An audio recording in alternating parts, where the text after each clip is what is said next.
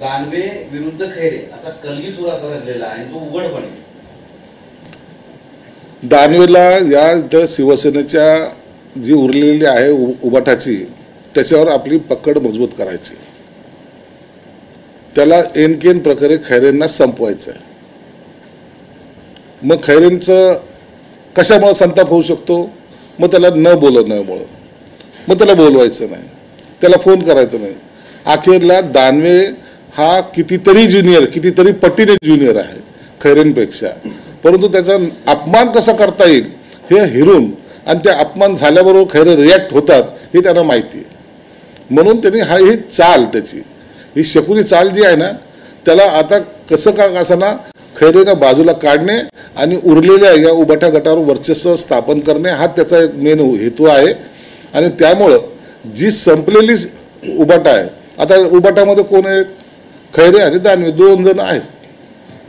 म्हणजे ह्या दोघांपैकी आता सत्ता कुण, म्हणजे इथं सत्ता कुणाची, पक्ष कुणाचा, दानवेचा काय खैरेचा, हा अंतर्गत वाद त्यांचा चालू आहे।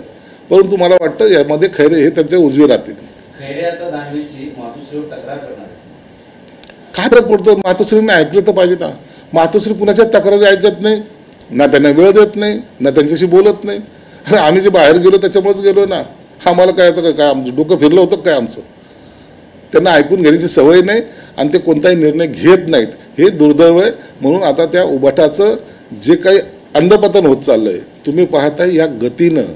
अहो एक तर बातमी येऊ द्या पक्षात प्रवेश घेतल्याची कुणाची, जे होते आज नेमणूक केली आणि उद्या तो निघून जातोय। चांगल्या पदावर असलेली माणसं फटाफट पद सोडतायत। आता या पुढच्या आठवड्यामध्ये अनेक प्रवेश आहेत, उद्या सुद्धा संध्याकाळी प्रवेश आहे। म्हणून हे प्रवेशाची लाईन आमच्याकडे आहे, आता त्यांच्याकडे खडखडाट झालेला आहे। म्हणाले की जर उद्धव साहेबांनी निर्णय घेतला नाही तर पक्ष संपेल अशा लोकांना आम्ही काय सांगत होतो? आम्ही पहिले सांगत होतो निर्णय घ्या, काँग्रेस राष्ट्रवादी सोडा। ऐकलं का? नाही ऐकलं। पक्षाची शक्ल पडली की नाही? पडली। पक्ष फुटला का नाही? फुटला। आता खैरे बोलल्यामुळे त्यांच्यावर काय परिणाम होईल असं मला वाटत नाही। आज त्यांच्याबरोबर ना काँग्रेस आहे ना शरद पवारची राष्ट्रवादी आहे, अकेला चलोमध्ये सुद्धा त्यांना कोणी विचारायला तयार नाही। म्हणून खैरे आज बोललेत हे आम्ही 2.5 वर्षापूर्वी बोललो होतो आणि त्याचा परिणाम आता त्यांना जाणवायला लागला आहे। खैरेंना काय सल्ला द्याल? एकंदरीत मानसिक कोंडी झाली आहे, खैरेंना तुमचा काय सल्ला आहे? नाही, खैरेंना एकच सल्ला आहे, हे न संपणारा विषय आहे।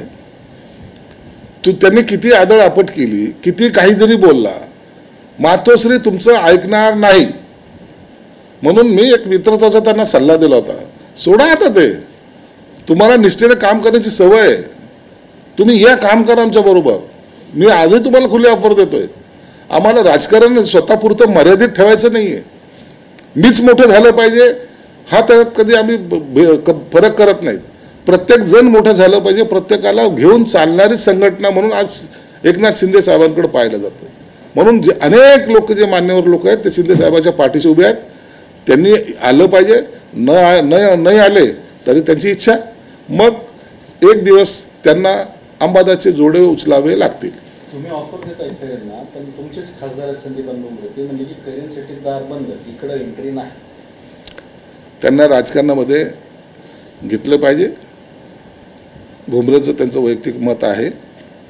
परंतु पक्ष वाढवण्यासाठी जे चांगले लोक असतील किंवा जे लोक पक्षासाठी 2 दिवस त्यांनी काढलेले आहेत अशांना घेणं गरजेचं आहे, परंतु ते बदनाम नसावं।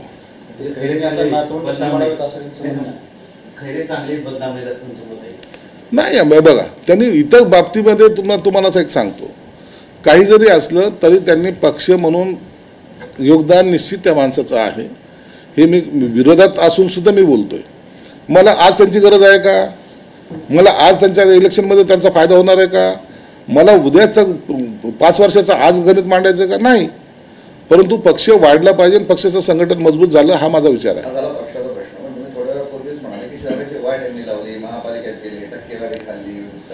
हे खाल्ली त्या टायमाला, खाल्ली, घेणारे कोण कोण होते? ते काय एकट्याने खाल्लेत? मातोश्रीला दिले नाही त्यांनी पैसे, काय एकट्या असं खाऊ शकत नाही कोणी। विचारा त्यांना पेट्या पोचवल्या का नाही पोचवल्या, विचारा त्यांच्या बैठक झाल्या का झाल्या। मग हे सर्व एका बाजूने नाही होत, जो पण वरच्यांचा आशीर्वाद असतो ना तोपर्यंत हे सर्व चालतं. आता वरच्यांनीच हात झटकले तर आता त्यांना माहिती आहे आता आपल्याकडे देण्यासारखं काही नाही आणि कोणी द्यायला सुद्धा येणार नाही घ्यायला सुद्धा येणार नाही. म्हणून आता तो विषय संपलेला आहे. ते